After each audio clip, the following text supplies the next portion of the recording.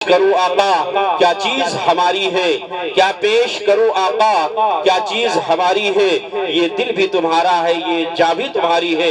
اعلیٰ حضرت غواث بحر معرفت، کنز الکرامت، جبل الاستقامت، حضور سیدی سرکار اعلیٰ حضرت عشق و محبت میں جھوم کر ارشاد فرماتے ہیں،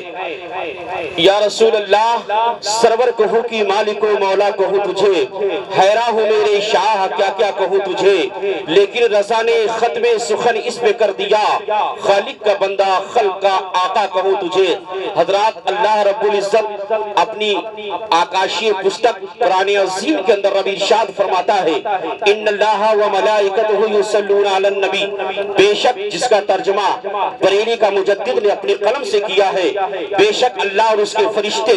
درود بھیجتے ہیں نبی پر، اے ایمان والو تم بھی درود بھیجو نبی پر۔ حضرات آج میں آپ کو ایک بات بتا دینا چاہتا ہوں، وہ قرآن عظیم جسے اللہ تبارک و تعالیٰ نے آسمان سے زمین پر نازل فرمایا ہے، اسی قرآن عظیم کا آج اتنا بڑا چرچہ ہے، اتنا بڑا مرتبہ ہے، جس کو لوگوں نے آکاشی پستک کے نام سے بھی جانا مانا پہچانا ہے، لوگ اسے قرآن عظیم کے نام سے بھی جانتے مانتے پہچانتے ہیں۔ حضرات آج انور سورپوری صاحب اپنی قسمت پر ناز کریں اتنا کم ہے، اور مانیے ساتھ میں قاری غفران رضا بھی اپنی قسمت پر ناز کریں اتنا کم ہے، کیونکہ یہ وہی قرآن ہے کہ حدیث شریف کے الفاظ گواہی دے رہے ہیں۔ آقا کریم صلی اللہ تعالیٰ علیہ وسلم نے بیان فرمایا ہے، یہ قرآن عظیم کا اتنا بڑا مرتبہ بلند و بالا ہے کہ اگر آج دنیا میں دیکھا جائے اگر آل رسول چل رہا ہے تو اس کے آگے کسی کی جانے کی ہمت نہیں پڑے گی، اگر عالم آگے جا رہا ہے تو اس کے آگے جانے کی ہمت نہیں پڑے گی،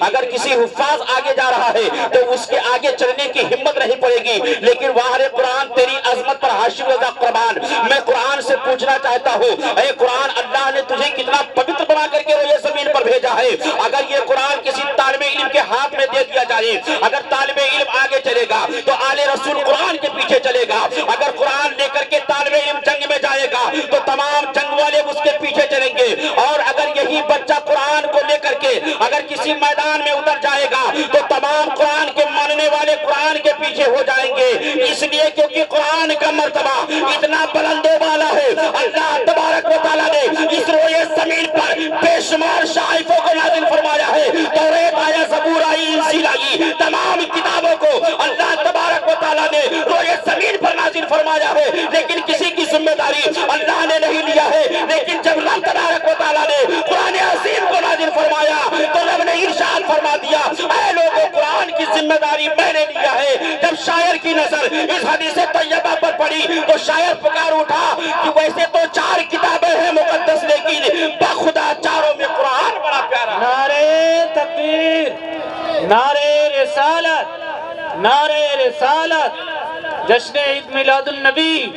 نعرہ تکبیر، نعرہ رسالت۔ ماشاءاللہ آج قاری غفران صاحب اپنی قسمت پر ناز کریں۔ حضرات قرآن کا مرتبہ اتنا بلند و بالا ہے کہ آج تمام تر علماء کرام کے نورانی ہاتھوں سے قاری غفران کے سر پر تاج زرین سے نوازا گیا ہے۔ قسم خدا کی مسلمانوں میں دعوے کے ساتھ کہتا ہوں، یہ تاج زرین غفران کو تو دنیا والوں نے نواز دیا ہے، لیکن جب میدان محشر قائم ہوگا علامہ سونپوری اور ان کی اہلیہ کے سروں پر اور ان کے تمام خاندان والوں کے سروں پر جب اللہ تبارک و تعالیٰ تاج زرین سے نوازے گا، اہل محشر پریشان ہو کر پوچھے گا، اے رب قدیر آخر ان کے سروں پر تاج زرین کیوں ہے؟ تو رب ارشاد فرمائے گا، یہ دنیا میں تھے تو اپنے بچوں کو تمام علوم عصریہ سے بھی نوازا تھا، اور ساتھ میں مذہب اسلام کی قرآن عظیم جیسی برانڈڈ کتاب کا بھی حفاظ بنا دیا تھا۔ یہ حافظ کا طریقہ ہے، یہ حافظ کی قدر و منزلت ہے کہ اس کے باپ کے سروں کے اوپر تاج زرین میدان محشر میں دے دیا جائے گا۔ ماشاءاللہ ہم یہ نہیں کہہ رہے کہ آپ اپنے بچوں کو ڈاکٹر نہ بناؤ، اس پرفتن دور میں، اس ماحول میں ہر ایک وقت کا پڑھا ہونا انیوار ہے۔ اگر ایسا آپ نے سوچا ہے کہ نہیں ہم صرف قرآن کی تعلیم دیں گے، دنیاوی تعلیم نہیں دیں گے، سائنس کی تعلیم نہیں دیں گے، تو آپ اتنا مان کر چلو قرآن تو ہماری رہنمائی فرمائے گا میدان محشر تک، لیکن کچھ چند ایسے لوگ ہیں جو تمہیں جینے نہیں دیں گے۔ ہر علم کو مسلمانوں کے لیے ضروری ہے۔ میں نے ٹرین میں دیکھا تھا، سفر کر رہا تھا تو وہاں پہ لکھا ہوا تھا تمہارا حق تمہیں تمہاری علم ہی دلا سکتی ہے، تمہارا حق تمہاری علم ہی تمہیں دلا سکتی ہے۔ تو بہرکیف میں اللہ کی بارگاہ میں دعا کرتا ہوں کہ رب تبارک و تعالیٰ بالخصوص قاری غفران رضا کو عمر دراز عطا فرمائے، اور بالخصوص ان کے والدین کو صبح قیامت تک ان کے سروں پر ان کا سایہ نصیب عطا فرمائے۔ آخری بار درود شریف پڑھ دیجئے انشاءاللہ العزیز، جو قرآن کی تلاوت میں نے کیا ہے اس کے ماتحت کچھ بیان ہو جائے۔ اللہ رب محمد صلی اللہ علیہ وسلم نحن عباد محمد صلی اللہ علیہ وسلم بارک وسلم صلاۃ و سلاما علیک یا رسول اللہ صلی اللہ تعالی علیہ وسلم۔ رات بھر غم میں روتے رہے مصطفیٰ، جب کبھی بھی امتی کا خیال آ گیا ہے۔ حضرات آج آپ نے دیکھ لیا ہے تقریباً 6 بجے سے لے کر کے ابھی تک تمام تر علماء کرام و شورائے اعظام نے آپ کے ذہن کو بار بار جھنجھوڑ رہے تھے اور بار بار آپ کو انوائٹ کر رہے تھے کہ آقا کی بارگاہ میں درود پڑھو۔ آج کچھ لوگوں نے تو اپنا طریقہ بنا لیا ہے اور ببانگے دوہل یہ اعلان کرتے ہوئے نظر آتے ہیں کہ جب مائک ان کے حوالے ہوتا ہے اور جب یہ بھولنے کی کنڈیشن میں ہوتے ہیں تو ہم اور آپ کو درود شریف میں الجھا دیا کرتے ہیں اور اپنی گزری ہوئی بات کو یاد کرنے میں لگ جاتے ہیں۔ نہیں میرے دوستو، ایسا سوچنا آپ کے لیے جائز نہیں ہے، ایسا سوچنا آپ کے لیے بہتر نہیں ہوگا، کیونکہ درود شریف کی قدر و منزلت اگر پوچھنا ہے تو علامہ شمس الدین کے دامن کو پکڑ لو، وہ انشاءاللہ العزیز بہت برانڈڈ طریقے سے آپ کے درِ گوش میں جملے کو ڈال دیں گے۔ رب تبارک و تعالیٰ ارشاد فرماتا ہے ان اللہ و ملائکتہ یصلون علی النبی، بے شک اللہ اور اس کے فرشتے درود بھیجتے ہیں نبی پر۔ اے ایمان والو تم بھی درود بھیجو نبی پر۔ آؤ مسلمانوں میں درود کی فضیلت آپ کو بتاتا چلو، کیونکہ پروگرام کا اختتام عنقریب ہونے والا ہے۔ میں درود کی فضیلت اس لیے بتا رہا ہوں تاکہ آپ یہ نہ سمجھیں اتنی دیر سے علامہ مزمل صاحب نے بار بار کہا ہے کہ درود شریف پڑھو یہ میرا فوکر کا چلا گیا ہے۔ نہیں میرے دوستو، نہیں رہی ایسی بات ذہن سے نکال دینا۔ آؤ میں آپ کو ایک طریقہ بتاتا ہوں کہ درود پڑھنے سے آپ کی قدر و منزلت میں کتنے چار چاند لگ جائیں گے۔ جب آپ درود پڑھیں گے تو جہنم کی آگ آپ کے اوپر حرام کر دی جائے گی۔ حضرت عمر رضی اللہ تعالیٰ عنہ کا بیان ہے، حضرت عمر رضی اللہ تعالیٰ عنہ بیان فرماتے ہیں کہ ایک مرتبہ میں اور ابو بکر صدیق رضی اللہ تعالیٰ عنہ اپنے گھروں سے دونوں حضرات نکلے تھے، اور نکلنے کے بعد میں جا کر کے ایک راستے میں دونوں دوستوں سے ملاقات ہو جاتی ہے۔ آج میرے دوستوں کا حال بھی ملاحظہ فرماتے چلو۔ آج کل کے دوستوں کا تو یہ عالم ہے، اگر آپ کے جیب میں پیسہ رہے گا وہ تیرا دوست رہے گا، اگر تیرے گاڑی میں پیٹرول رہے گا تو وہ تیرا دوست رہے گا، لیکن وارے عمر تیری دوستی پر پوری دنیا قربان۔ حضرت عمر رضی اللہ تعالیٰ عنہ کا بیان ہے، وہ فرماتے ہیں کہ میں اور ابو بکر صدیق راستے میں چلنے لگتے ہیں۔ کچھ دور جانے کے بعد میں ابو بکر صدیق نے ارشاد فرمایا تھا، اے عمر کافی دنوں سے ہر سبزیاں کھا رہے ہیں، تمام سبزیاں کھا رہے ہیں، آج مچھلی کھانے کا دل کہتا ہے۔ آج اگر تم درود پڑھتے ہو تو اپنے آپ پر فخر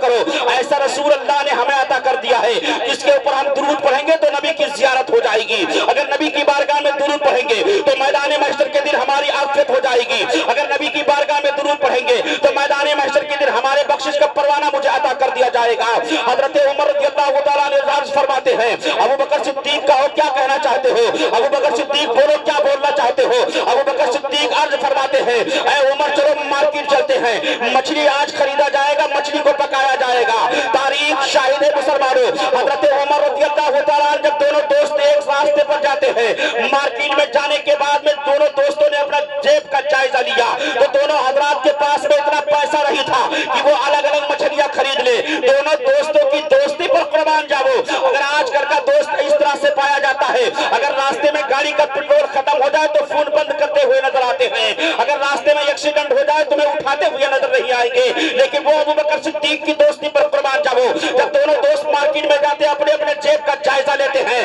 تو ایک مچھلی لینے کا پیسہ دونوں حضرات کے پاس ٹھہرتا ہے۔ ماہی گیری کی دکان پر جاتے ہیں، مچھلی لیتے ہیں، لینے کے بعد میں وہیں پر مچھلی کو 2 حصوں میں تقسیم کر دیا تھا۔ گھر پہ آتے ہیں، ابو بکر صدیق مچھلی لے کر کے اپنے گھر پہ چلے جاتے ہیں۔ حضرت عمر رضی اللہ تعالیٰ عنہ کے بیوی کا نام حضرت عاتقہ رضی اللہ تعالیٰ عنہ بتایا جاتا ہے۔ حضرت عمر رضی اللہ تعالیٰ عنہ نے مچھلی عاتقہ کو دیا تھا اور ارشاد فرمایا تھا، اے عاتقہ مچھلی پکاؤ، آئے مجھے مچھلی کھانا ہے۔ اتنا کہہ دینے کے بعد میں حضرت عمر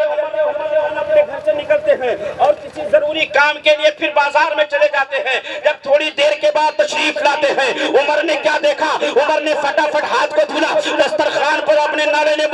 دسترخوان پر اپنے قدم ناظرین کو رکھا۔ جیسے آپ کے سامنے کھانا پیش کیا آپ کی بیوی عاتقہ نے، تو کھانے میں مچھلی نہیں تھی بلکہ آپ کی بیوی بھی تھی، طیبہ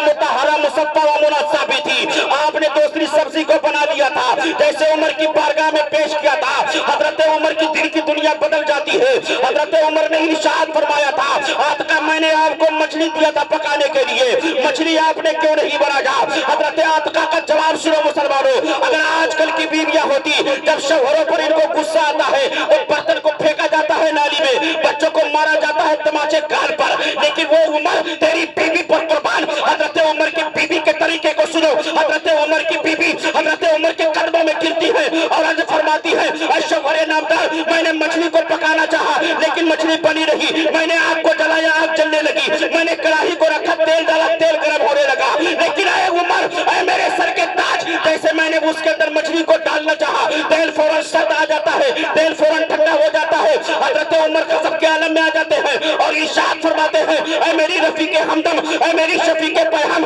اے میری پیاری بیوی عاتقہ، تو نے پکانے میں لاپرواہی کر دیا ہے، لا وہ ہانڈی مجھے دو، لا وہ چولہا مجھے دو۔ جب سارے چولہے جو حضرت عمر نے چولہے کے قریب جاتے ہیں، آگ کو جلایا، تیل رکھا، تیل گرم ہونے لگا، حضرت عمر نے جیسے مچھلی کو ڈالا تیل فوراً سرد پڑ جاتا ہے۔ حضرت عمر رضی اللہ تعالیٰ عنہ دوڑ کر کے آتے ہیں، اپنی بیوی عاتقہ کو اپنے سینے سے چمٹا کر ارشاد فرماتے ہیں، اے عاتقہ تم سچ کہتی ہو، میں نے بھی مچھلی کو پکایا لیکن مچھلی بنی رہی۔ اب حضرت عمر رضی اللہ تعالیٰ عنہ نے ارشاد فرمایا، اے بیوی میں اس ٹائم تک کھانا نہیں کھاؤں گا جب تک کہ مچھلی کا مسئلہ حل نہیں ہو جائے گا۔ آپ نے ایک کانی میں مچھلی لیا اور لینے کے بعد میں ابو بکر صدیق کے گھر کی طرف چل دیتے ہیں۔ مسلمانوں، یاری دیکھو یاری، دوستی دیکھو دوستی۔ اگر آج کل کا دوست ہوتا تو ماہی گیر کی دکان پر جاتا، لیکن حضرت عمر کی محبت پر قربان جاؤ، حضرت عمر نے مچھلی کو کانڈی میں لیا اور لینے کے بعد میں ابو بکر صدیق کے گھر کی طرف چل دیتے ہیں۔ آج کل کا زمانہ نہیں تھا، رات کا تاریکی کا وقت چھا چکا تھا،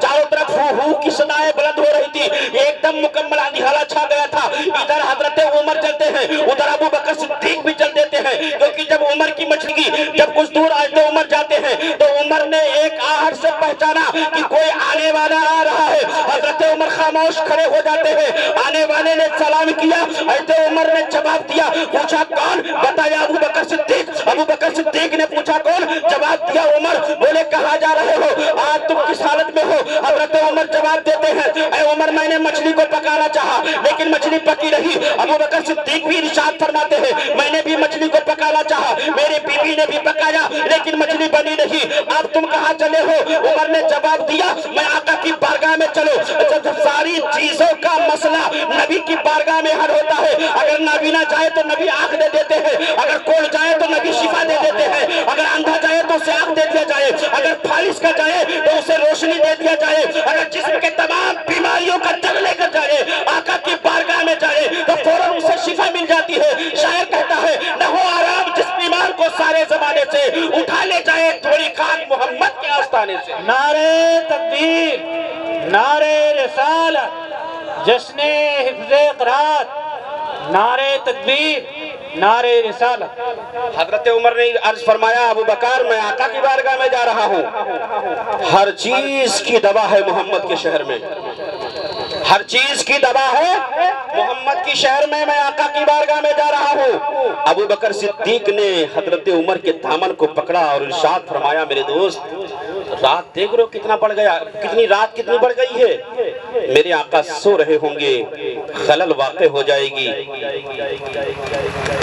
ابو بکر صدیق نے کہا خلل واقع ہو جائے گی۔ عمر نے جواب دیا، وہ بھی بڑا پیارا جواب ہے۔ عمر نے ارشاد فرمایا ابو بکر اگر آقا سو گئے ہوں گے تو آقا کی چوکھٹ پر سو جائیں گے، نبی کے چوکھٹ کے جیسی کسی کی چوکھٹ ہی نہیں۔ لاؤ رب العرش جس کو جو ملا ان سے ملا، پڑتی ہے کونین میں نعمت رسول اللہ کی، اور یا رسول اللہ کون دیتا ہے، دینے کو منہ چاہیے، دینے والا ہے سچا ہمارا نہیں۔ واہ واہ سبحان دونوں اللہ۔ حضرات آقا کی بارگاہ میں چل دیتے ہیں۔ ادھر اللہ تبارک و تعالیٰ نے طائر سدرہ جبریل علیہ السلام کو رب تبارک و تعالیٰ نے ارشاد فرمایا اے جبریل سدرہ پر ٹھہرنے کی ضرورت رہی ہے، فوراً میرے آقا کی بارگاہ میں چلے جاؤ، اور میرے آقا خواب میں مخف ہے، میرے نبی کو بتا دو، میرے نبی کو جگا دو کہ آج آپ کی بارگاہ میں تمہارے دونوں یار غار تشریف لا رہے ہیں، اٹھ کر کے بیٹھ جاؤ۔ آقا کریم صلی اللہ علیہ وسلم کی بارگاہ میں طائر سدرہ دوڑ کر کے آتے ہیں، نبی کو بیدار کرتے آقا بیٹھ جاتے ہیں۔ ابو بکر صدیق آقا کی قریب ہونے لگتے ہیں، جب نبی کے قریب آ جاتے ہیں، نبی پاک صلی اللہ تعالیٰ علیہ وسلم کی بارگاہ میں ابو بکر صدیق نے سلام پیش کیا، حضرت عمر نے بھی سلام پیش کیا، فوراً نبی نے جواب دیا۔ جواب دینے کے بعد میں آقا نے ارشاد فرمایا تھا عمر میرے قریب آ جاؤ، حضرت عمر نبی کے قریب آ جاتے ہیں، آقا نے ارشاد فرمایا ابو بکر تم بھی میرے قریب آ جاؤ۔ جب دونوں حضرات قریب ہو جاتے ہیں، اب آقا کی بارگاہ میں نہ تو عمر کو بولنے کی طاقت ہے، نہ تو ابو بکر صدیق کو بولنے کی طاقت ہے، لیکن یہ مت سمجھ لینا کہ یہ حضرات ڈرا کرتے تھے،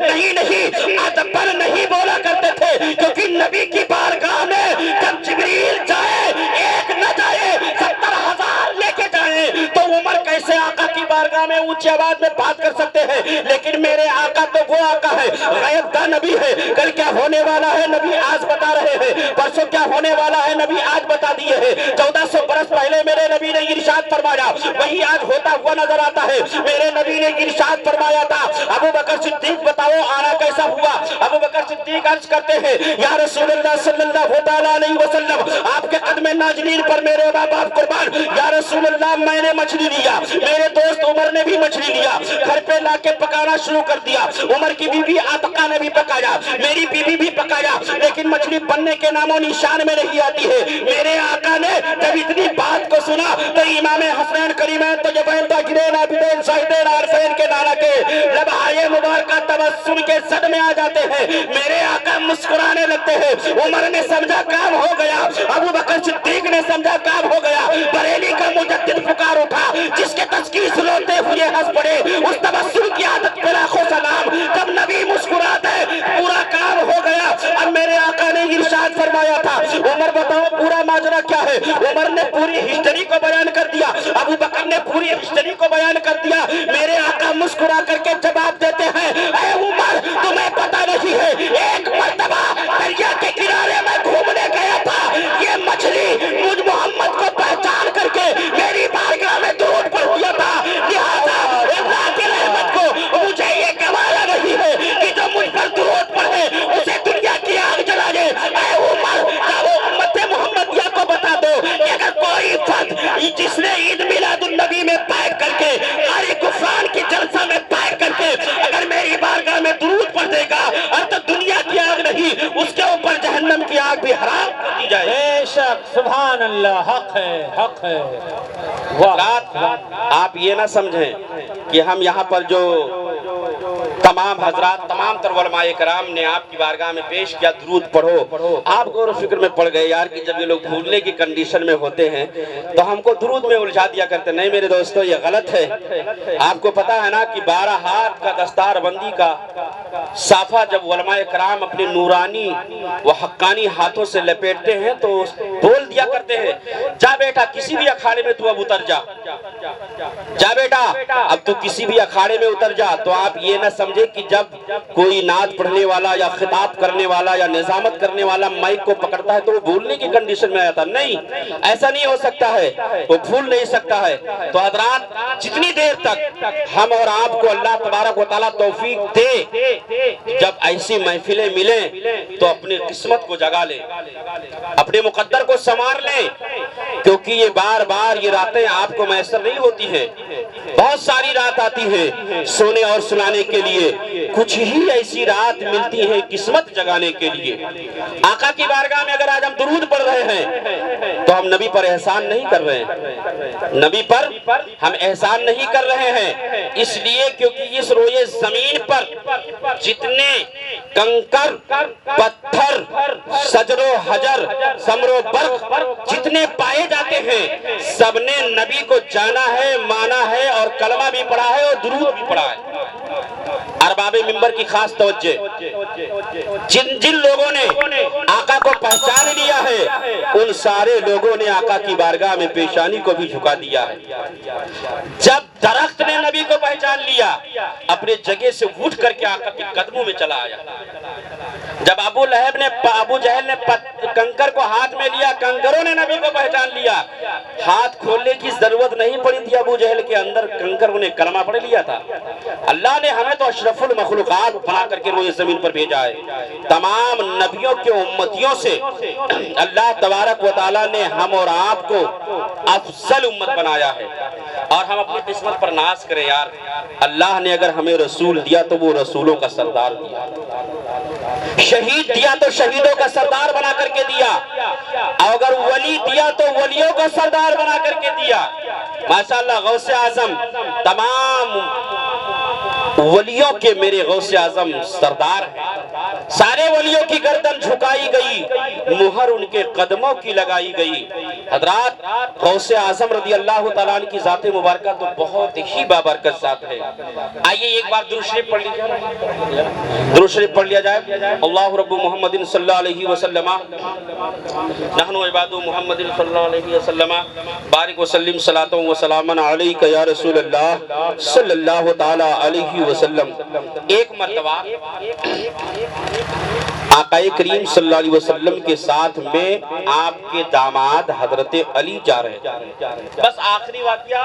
اور اس کو میں اس طرح بیان کروں گا کہ آپ سمجھ جائیں گے کہ واقعی میں یہ بات بیان کرنے کے لائق تھی، اور ہم کو اللہ نے کس لیے پیدا کیا ہے، ہمارا پورا وقت کہاں ضائع ہو رہا ہے۔ اللہ کلام بلیغ کے اندر ارشاد فرماتا ہے وَمَا خَلَقْتُ الْجِنَّ وَالْإِنسَ إِلَّا لِيَعْبُدُونَ، بے شک ہم نے جناتوں کو اور انسانوں کو اپنی عبادت کے لیے پیدا فرمایا، اور ہماری عبادتیں الحمدللہ سنیما گھروں میں ہماری عبادتیں ہو رہی ہیں۔ جو کے اڈے پر آج کا مسلمان بکتا ہوا نظر آتا ہے، شراب خوروں کے اڈے پر آج کا مسلمان بکتا ہوا نظر آتا ہے۔ مسلمانوں کردار نبی دیکھو، کردار نبی اگر چھوڑو گے تو دنیا و آخرت تمہاری برباد کر دی جائے گی، نہ تو یہاں پر کسی کو منہ دکھانے کے لائق رہ جاؤ گے، نہ تو میدان محشر کے دن جب میرے نبی کی جلوہ گری ہوگی، میرے آقا تمہیں دیکھیں گے تو تمہارے اندر اتنی اوقات نہیں ہوگی کہ نبی کے چہرے سے اپنا چہرہ دیکھ لو۔ حضرات اس روئے زمین پر تو جب حضرت عمر رضی اللہ تعالیٰ میرے آقا کریم صلی اللہ علیہ وسلم کے ساتھ میں حضرت علی چلنے لگے،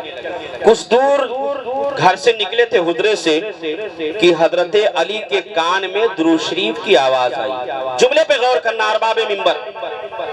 درود شریف کی آواز حضرت علی کے کان سے ٹکرائی، لیکن علی نے نبی سے بہت سچا پیار کیا تھا، نبی کی وہ یاری ہے جو کبھی غداری نہیں ہوگی۔ حضرت علی نے ادباً آقا سے نہیں پوچھا، جیسے مثال کے طور پر ہمارے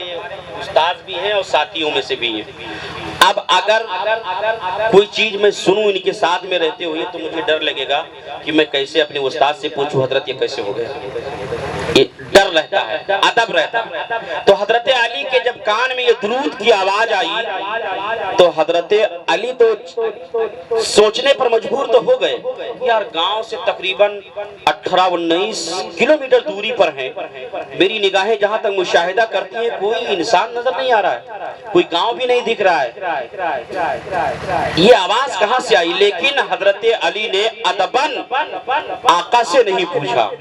پھر کچھ دور گئے، پھر حضرت علی کے کان میں وہی آواز آئی، پھر بھی حضرت علی نے ادباً نہیں پوچھا۔ جب تیسری بار داماد مصطفیٰ حضرت امام حسنین کریمین طیبین طاہرین عابدین زاہدین عالمین کے والد محترم کے سماعتوں کے حوالے جب وہ آواز درے گو ہوئی، اب حضرت علی سنبھال نہ سکے اپنی محبت کو، نبی پاک صلی اللہ تعالیٰ علیہ وسلم کے دامن کرم کو پکڑ کر کے مچل جاتے ہیں اور عرض گزار ہوتے ہیں، یا رسول اللہ صلی اللہ تعالیٰ علیہ وسلم تقریباً 17، 18، 19، 20، 25، 24، 26، 27، 28 کلومیٹر سے میرے کان میں درود کی آواز آتی ہے، یا رسول اللہ یہ ماجرا کیسا ہے؟ اگر گاؤں سے آواز آتی تو میری ذہن ایکسپٹ کر لیتی کہ گاؤں کا امام درود پڑھ رہا ہے، اگر مدرسے سے آواز آتی تو میری ذہن قبول کر لیتی کہ کوئی امام درود پڑھ رہا ہے، اگر مدرسے سے آواز آتی تو میری ذہن قبول کر لیتی کہ مؤذن صاحب درود پڑھ رہے ہیں، اگر مسجد کے اندر سے آواز آتی تو میری ذہن قبول کر لیتی کوئی امام کوئی نمازی درود پڑھ رہا ہے، اگر منبر سے آواز آتی تو میں سمجھ جاتا کوئی امام درود پڑھ رہا ہے، یا رسول اللہ اگر پہاڑ سے آواز آتی تو میں سمجھ جاتا کوئی نبی کا عاشق پہاڑ میں بیٹھا ہوا ہے جو آپ پر بریلی کا مجدد پکار اٹھا۔ بریلی کے امام احمد رضا ارشاد فرماتے ہیں جس کے دو بوند ہیں کوثر و سلسبیل، ہے وہ رحمت کا دریا ہمارا نبی۔ آقا کریم صلی اللہ تعالیٰ علیہ وسلم کے بارے میں لوگوں نے اپنی اپنی تصنیفوں میں نقل فرمایا ہے، اپنی اپنی صحائفوں میں نقل فرمایا ہے کہ ماذاللہ میرے نبی کے قبض و اختیار میں کچھ نہیں ہے، لیکن کسی نے کہا ہے جہاں بانی عطا کرتا ہے بھری جنت ہبا کرتا ہے، نبی مختار کن ہے جسے جو چاہے عطا کرتے۔ آقا کریم صلی اللہ تعالیٰ علیہ وسلم کے اگر قبض و اختیار میں نہ ہوتا تو مقام صحبہ کے اوپر ارباب منبر کی توجہ کے حوالے سے میں مقام صحبہ کے اوپر جب حضرت علی کی نماز اثر قضا ہوئی تھی، جب حضرت علی کے جانو جے مبارکہ پر امام حسین کے نانا نے اپنے سر مبارکہ رکھ کر کے سو گئے تھے، میرے علی نے جب نماز اثر علی کی قضا ہوئی تھی حضرت علی رونے لگے تھے، نبی نے ارشاد فرمایا تھا مایوب کی یا علی کیوں، اے علی تم کو کس چیز نے رونا دیا؟ حضرت علی فوراً اٹھتے ہیں، آقا کے قدم مبارکہ کو پکڑ کر کے ارشاد فرماتے ہیں یا رسول اللہ جب سے علی پیدا لیا ہے آج تک علی کی نماز اثر قضا نہیں ہوئی ہے، یا رسول اللہ جب سے علی نے عقل سلیم کو سنبھالا ہے آج تک علی کی نماز اثر قضا نہیں ہوئی ہے، لیکن یا رسول اللہ آج میری نماز اثر قضا ہو گئی ہے۔ اب میں ان کو پتہ دینا چاہتا ہوں جن لوگوں نے اپنی اپنی کتابوں میں لکھ دیا ہے معاذ اللہ نبی کے قبض و اختیار میں کوئی چیز نہیں ہے، نبی نے ارشاد فرمایا تھا علی نماز اثر کی تیاری کرو، حضرت علی نماز اثر کی تیاری کرتے ہیں، نبی نے اپنا رشتے مبارکہ کا اپنی شہادت والی انگلی اٹھایا تھا، ڈوبا ہوا سورج باہر آ گیا تھا، نبی نے ارشاد فرمایا تھا اے علی یہ سورج ڈوبا تھا میری مرضی سے اور ڈوبا تھا اپنی مرضی سے لیکن یہ نکلا ہے میری مرضی سے، جب تمہاری نماز اثر قضا ہو جائے گی جب تم اشارہ کرو گے تو یہ ڈوبے گا حضرت علی کی مرضی سے۔ یہ ہے نبی کا طریقہ، یہ ہے نبی کا قبض و اختیار۔ تو میرے آقا کریم صلی اللہ تعالیٰ علیہ وسلم کی بارگاہ میں حضرت علی رضی اللہ تعالیٰ عنہ عرض کرتے ہیں یا رسول اللہ اگر گاؤں سے آواز آتی تو ذہن قبول کر لیتی کہ کوئی آپ کی بارگاہ میں درود پڑھتا ہے، لیکن یا رسول اللہ ان پہاڑوں میں آپ کا عاشق کون بیٹھا ہوا ہے؟ جہاں تک میری سماعتیں حوالہ کرتی ہے، جہاں تک میری بشارت جاتی ہے، میں انسان کو تو دیکھتا نہیں ہوں۔ آقا کریم صلی اللہ تعالیٰ علیہ وسلم نے ارشاد فرمایا تھا اے علی میرے قریب آ جاؤ، جب حضرت علی نبی کے قریب آ جاتے ہیں آقا نے ارشاد فرمایا تھا علی میرے سینے سے لگ جاؤ، حضرت علی نبی پاک کے سینے سے لگ جاتے ہیں۔ اب میرے نبی نے ارشاد فرمایا تھا علی اب کیا دیکھ رہے ہو؟ حضرت علی عرض کرتے ہیں یا رسول اللہ اب کو میں پہاڑ کو میں بحیثیت سے دیکھ رہا ہوں، پہاڑ کو میں بخوبی ملاحظہ فرما رہا ہوں۔ میرے نبی نے ارشاد فرمایا تھا اے علی اسی پہاڑ کے اوپر ایک چھوٹا سا پتھر رکھا ہوا ہے، کیا تم اسے دیکھ رہے ہو؟ حضرت علی عرض کرتے ہیں یا رسول اللہ میں پتھر کو نہیں دیکھتا ہوں۔ اب میرے احمد رضا نے ارشاد فرمایا ہے نبی کے خالی ہاتھ کو دیکھو، ہاتھ جس سمت اٹھا غنی کر دیا، موج بحر سماحت پہ لاکھوں سلام۔ یا رسول اللہ آپ نے اپنا خالی ہاتھ اٹھا کر کے حضرت علی کے سر مبارکہ پر رکھا تھا، میرے نبی نے ارشاد فرمایا تھا علی آپ کیا دیکھ رہے ہو؟ حضرت علی عرض کرتے ہیں یا رسول اللہ اس پتھر کو تو چھوڑ دیجئے، تحت الثری زمین کے اندر کی جتنی ساری چیزیں ہیں آپ کا علی ملاحظہ فرماتا ہے، اور یا رسول اللہ اس پتھر کو تو چھوڑ دیجئے اگر پہاڑ کے اوپر ایک چوٹی چل رہی ہے تو یا رسول اللہ میں اسے دیکھ رہا ہوں۔ میرے نبی نے ارشاد فرمایا تھا اے علی وہی پتھر مجھے پہچانا ہے کہ میدان محشر کے دن شفاعت یہی رسول کرائیں گے، میدان محشر کے دن عاصیوں کو یہی بخشوائیں گے، میدان محشر کے دن بیواؤں کی مدد یہی کریں گے، میدان محشر کے دن لاچاروں کی مدد یہی کریں گے۔ اے علی وہی پتھر مجھ پر درود پڑتا ہے، اب مسلمانوں میں آپ کے ذہن کو بتا دینا چاہتا ہوں کہ وہ پتھر جس کے اندر نہ چلنے کی طاقت پائی جاتی ہے، نہ تو بولنے کی طاقت پائی جاتی ہے، نہ تو کلام کرنے کی طاقت پائی جاتی ہے، نہ تو سلام کرنے کی طاقت پائی جاتی ہے، نہ تو حرکت کرنے کی صلاحیت پائی جاتی ہے، اگر بے زبان پتھر نبی کی بارگاہ میں درود پڑھ کر کے جنت میں جا سکتا ہے تو قادری چیلنج کرتا ہے امت محمدیہ کا فرد اگر درود پڑھے گا تو میرے نبی اس کی مغفرت فرما کر کے جنت ضرور دلوائیں گے۔ حق ہے۔ تکبیر، نعرہ رسالت، یا رسول اللہ، اعلیٰ حضرت، زندہ باد، دستار بندی، زندہ باد، نعرہ تکبیر، نعرہ رسالت۔ تو حضرات ایسی محفلیں جب آپ کو ملا کریں تو اسے ضائع نہ کریں، یہ نہ سمجھیں کہ یہ سب کام ممبر والوں کا ہے، نہیں میرے دوستو، یہ تو وہ ہیں کہ جنہیں العلماء ورثۃ الانبیاء کے خطاب سے نوازا گیا ہے۔ اور مہمان رسول کے بارے میں جیسے ہمارے جناب ساتھی محترم قاری تصور صاحب اور قاری غفران صاحب یہ سب مہمان رسول ہیں، ان کے بارے میں بتایا گیا ہے کہ طالب علم جب راہ پہ چلتا ہے تو طائر سدرہ اپنا ہاتھ اس کے قدم کے نیچے رکھتے ہیں۔ یہ حدیث کی بات ہے، من گھڑت کہانیاں ارباب ممبر سے میری کرنے کی عادت رہی ہے۔ میرے آقا کریم صلی اللہ علیہ وسلم کی یہ حدیث ہے کہ جب کوئی قرآن والا، پڑھنے والا، سیکھنے والا جس راستے سے گزرتا ہے تو سید الملائکہ طائر سدرہ جبریل علیہ السلام اپنی نورانی ہاتھ کو اس کے قدم کے نیچے رکھتے ہیں۔ اب آپ جائزہ لیجئے میرے دوستو، ان کا مرتبہ کتنا بلند و بالا ہے۔ وہ جبریل، اللہ اکبر، جس نے اپنے انہی ہاتھوں سے نبی کے تلووں کو چھوا۔ حدیث شریف میں ہے کہ میرے آقا کریم صلی اللہ علیہ وسلم کے نورانی تلووں کو طائر سدرہ نے اپنے نورانی پلکوں سے مس کیا ہے، میرے نبی بیدار ہوئے معراج کے موقع پر۔ اب آپ بتاؤ، وہ سید الملائکہ، تمام فرشتوں کے سردار کے خطاب سے جسے نوازا گیا ہے، اس کا ہاتھ طالب علم کے قدم کے نیچے ہوتا ہے۔ آپ ان کی قدر و منزلت کرو، اگر اپنی عاقبت سنوارنا ہے تو علماء کرام کے دست بوسی میں لگ جاؤ اگر جنت میں جانا چاہتے ہو، کیونکہ یہی وہ ہیں جو تمہاری مغفرت کروائیں گے آقا کی بارگاہ میں۔ رب تو اسے معاف کر دینا، مجھے یہ وضو کے لیے پانی دیا تھا۔ آج تو علماء کرام کو بہت حقارت کی نظروں سے دیکھی جا رہی ہے، لیکن مسلمانوں نہیں، یہ وہی علماء ہیں جن کے بارے میں بتایا گیا ہے کہ جب کبھی بھی اپنے دیش پر غیر لوگوں نے یا اور تمام قسم کے لوگوں نے اگر اس پر حکومت کرنے کے لیے سوچا ہے تو یہی علماء کرام نے اپنی جان کو قربان کر کے اپنے ہندوستان کی حفاظت کیا ہے۔ حضرات ان کا ادب و احترام شریعتاً بھی جائز ہے اور دنیاوی ماحول کے اعتبار سے بھی جائز ہے۔ بہرحال میں لائق مبارکباد پیش کرتا ہوں عالی جناب بلبل باغ مدینہ شاہکارانِ ترنم جناب انور سونپوری صاحب کو اور بالخصوص ان کے والد صاحب کو، بہرحال میں ان کے نام سے واقف نہیں ہوں، اور بالخصوص عزیزم